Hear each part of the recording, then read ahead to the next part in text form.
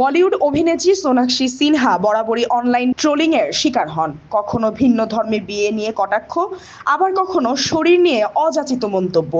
সবকিছুই তিনি সামাল দেন কৌশলে ও রসবোধের সঙ্গে। সম্প্রতি too much with Kajol and Twinkle অনুষ্ঠানে হাজির হয়ে সোনাক্ষী খোলামেলাভাবে জানান কিভাবে তিনি এসব ট্রোল সামলান এবং কেন কখনো কখনো পাল্টা জবাব দিতে বাধ্য হন। সোনাক্ষী বলেন, আমি খুব কম সময় সমালোচকদের জবাব দিই, কিন্তু যখন দিই তখন বুঝে নিতে হবে ওরা সত্যি সীমা ছাড়িয়ে গেছে।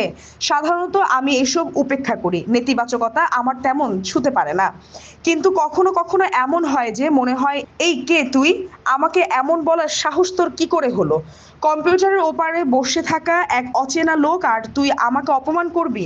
আচ্ছা, এবার তোকে দেখাই। এক নেটিজেন অভিযোগ করেন সোনাক্ষী নাকি তাকে শুধু আন্টি বলায় ব্লক করে দিয়েছিলেন। এই প্রসঙ্গে অভিনেত্রী রসিকতার সুরে বলেন, তোমাকে আনব্লক করব শুধু আবার ব্লক করার জন্য।